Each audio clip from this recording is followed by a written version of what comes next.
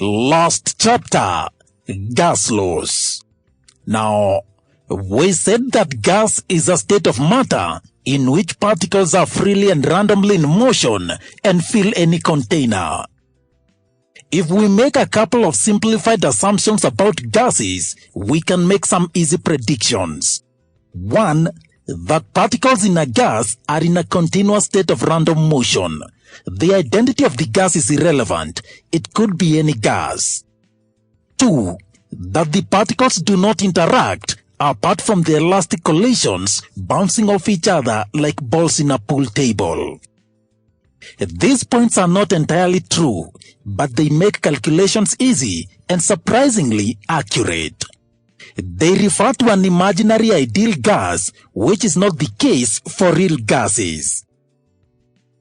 When examining an ideal gas, we often discuss 4 variables. 1. Pressure. This is the force the gas is exerting on its container, or how much the particles are hitting the sides. 2. Temperature.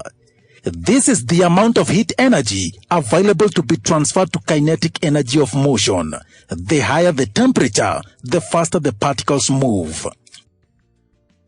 3. Volume. How big is the container? And 4. Moles. How many particles are there in the container? So, how many particles? How big the container is? How fast do the particles move? And how often do they hit the sides? As it turns out, these variables depend on one another in interesting ways that have been formulated into laws.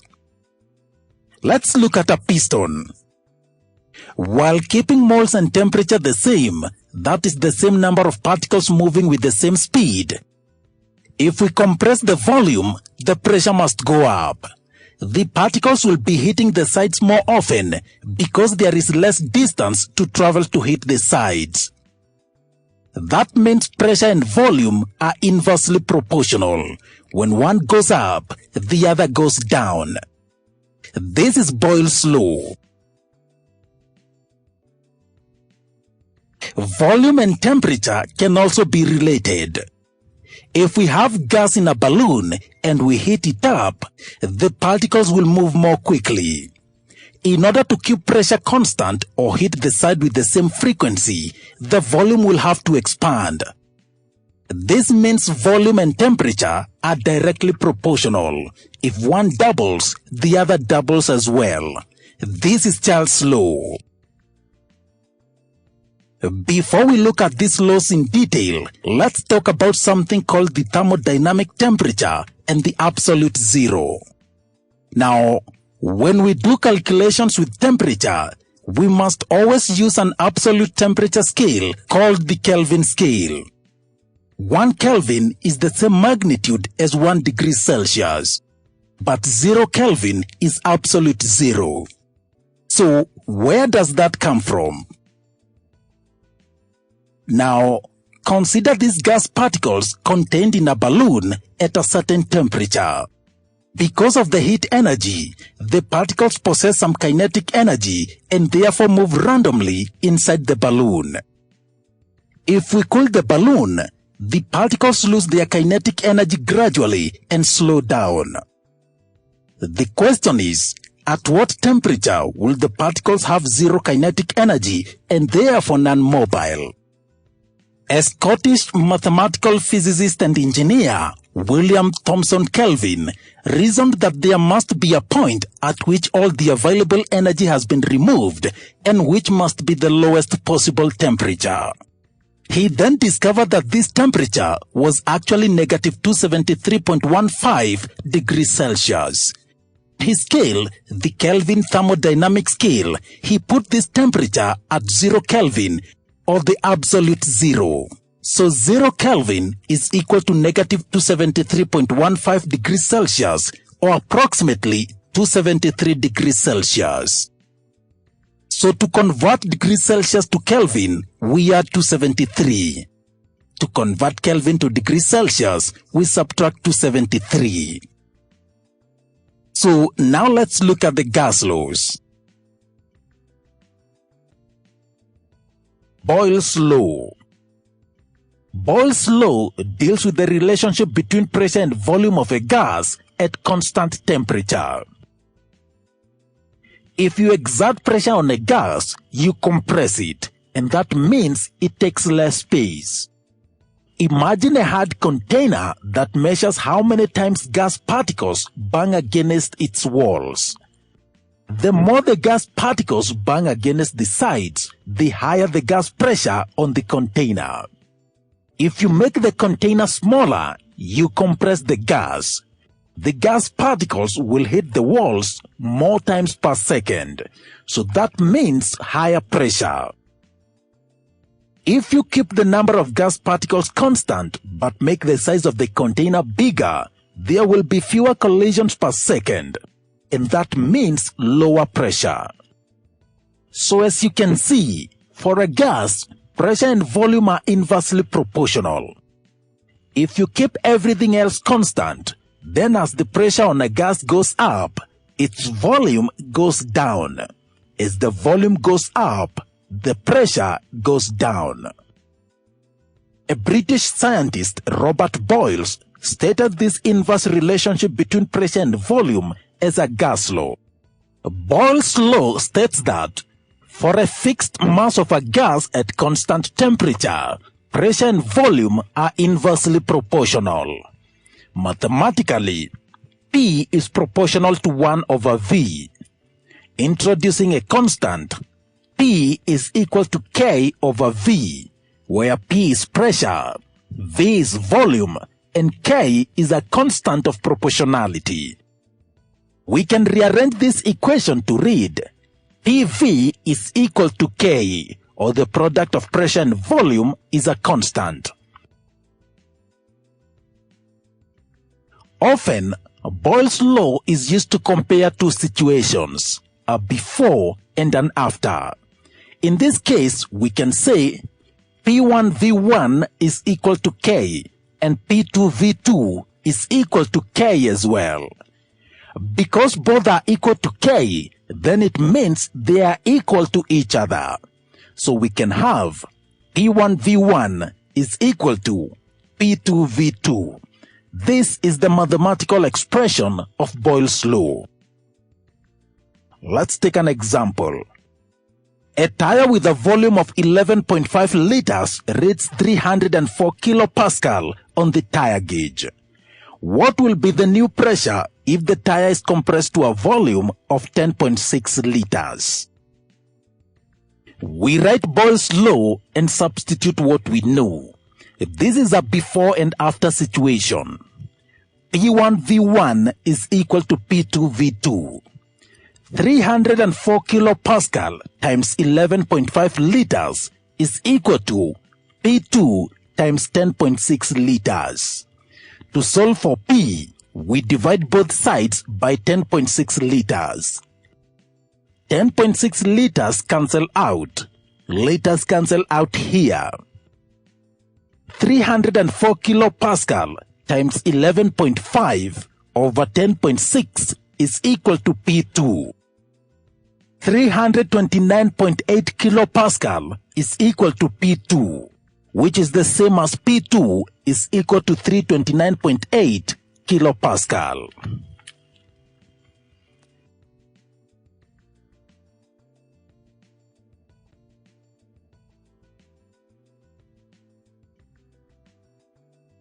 Another example. A syringe has a volume of 12 cubic centimeters and a pressure of 1.4 atmospheres. If the end is plugged so that no gas escapes and the plunger is pushed down, what must the final volume be to change the pressure to 3.6 atmospheres? P1V1 is equal to P2V2. 1.4 atmospheres times 12 cubic centimeters is equal to 3.6 atmospheres times V2. To get V2, we divide both sides by 3.6 atmospheres. 3.6 atmospheres cancel out, and atmospheres cancel out here. We remain with 1.4 times 12 cubic centimeters over 3.6 is equal to V2. That gives us 4.666 cubic centimeters is equal to V2, which also means V2 is equal to 4.666 cubic centimeters. Now, the values are given in two significant figures, so we give the same kind of an answer. V2 is equal to 4.7 cubic centimeters.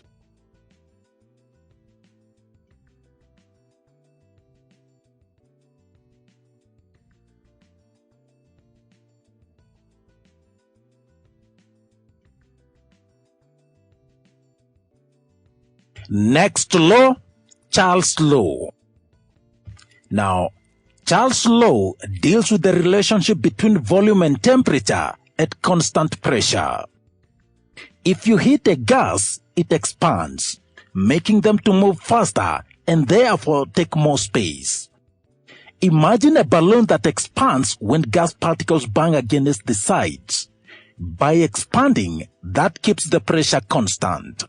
The faster the particles move, the more they push against the balloon, expanding it. If on the other hand, you cool the balloon down by putting it on ice, that slows down the gas particles and the balloon contracts. So for a gas, the temperature and volume are directly proportional. Keeping everything else constant, as the temperature of a gas goes up, its volume goes up as well. As the temperature goes down, its volume goes down too. A French scientist, Jacques Charles, stated the relationship between temperature and volume of a gas as a law.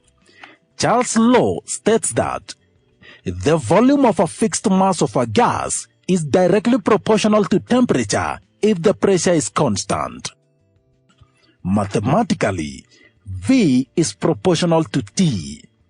Introducing a proportionality constant, we shall have V is equal to KT, where V is volume, T is temperature in Kelvin, and K is the constant of proportionality. We can rearrange this equation to read V over T is equal to K, or the ratio of volume and temperature is a constant. Equally, Charles' law is often used to compare a before and an after situations. So we can say V1 over T1 is equal to K and V2 over T2 is equal to K. Having K in both situations, we can therefore say V1 over T1 is equal to V2 over T2. And this is the mathematical expression of Charles' law. Let's take an example. A hot air balloon has a volume of 3,000 cubic meters at 100 degrees Celsius. What will be the volume if the temperature cools to 80 degrees Celsius? First, we write the Charles' law. V1 over T1 is equal to V2 over T2. We substitute in what we know. Remember to convert temperature to Kelvin by adding 273. So T1 is equal to 373 Kelvin and T2 is equal to 353 Kelvin.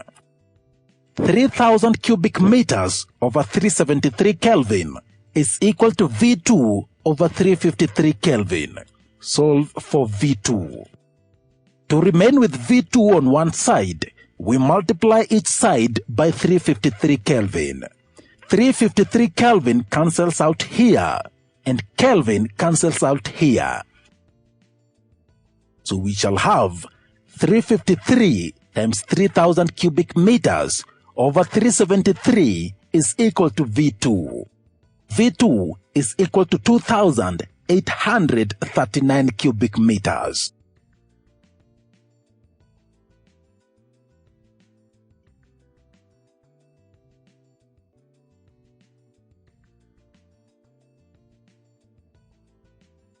One more example. At 0 degrees Celsius, a gas occupies 22.4 liters. How hot must the gas be in Celsius to reach a volume of 25.0 liters. V1 over T1 is equal to V2 over T2. Convert the temperature to Kelvin. T1 is equal to 273 Kelvin. 22.4 liters over 273 Kelvin is equal to 25.0 liters over T2. Solve for T2. For us to solve for T2, we need to cross multiply here. T2 times 22.4 liters is equal to 273 Kelvin times 25.0 liters. To get T2, we divide both sides by 22.4 liters. 22.4 liters cancels out here. Liters cancel out here. So T2 is equal to 273 Kelvin times 25.0 over 22.4.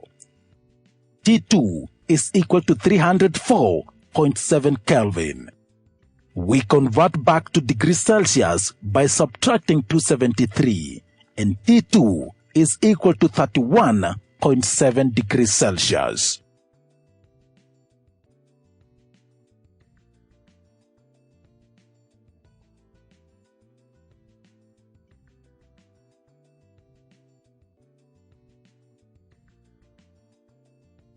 Next, Gay-Lussac's law, or the pressure law. Now, if you heat up a gas, the gas particles move faster. If the gas is in a solid container with fixed volume, this means that the faster the gas particles move, the more times per second they collide with the sides of the container. That registers as increased pressure. The converse is also true. If you cool the gas container down, that means the particles are moving more slowly, so there will be fewer collisions with the container walls per second, which means lower pressure. Gay-Lussac formulated a law describing the relationship between temperature and pressure at constant volume. The pressure of a fixed mass of a gas is directly proportional to temperature at constant volume. P is proportional to T. Mathematically, P is equal to KT, where P is pressure, T is temperature in Kelvin, and K is a proportionality constant. Rearranging that, P over T is equal to K, or the ratio of pressure to temperature is a constant. Again, this law is often used to compare two situations, a before and an after.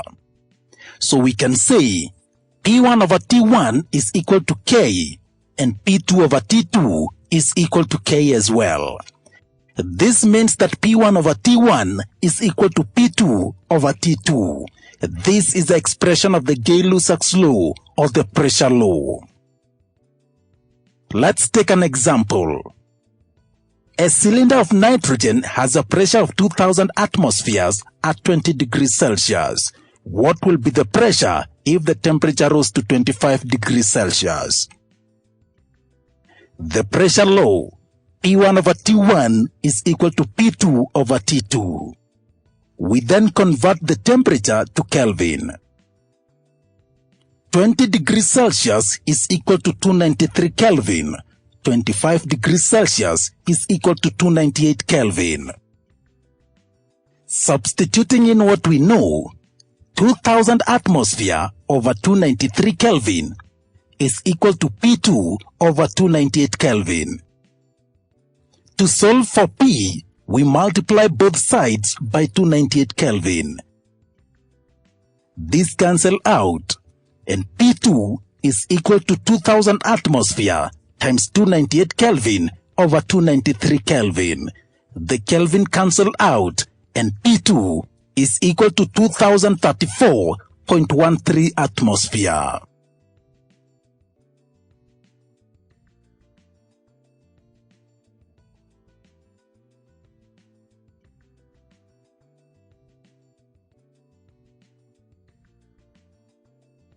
And finally, the combined gas law. So Gay-Lussac's law is a relationship between pressure and temperature. Charles' law is the relationship between temperature and volume. Boyle's law relates pressure and volume. The combined gas law puts all this together: temperature, pressure, and volume. PV over T is equal to K. If we have a before and after situations, then we shall have P1V1 over T1 is equal to P2V2 over T2. Note that to use any of these laws, the amount of the gas must be constant.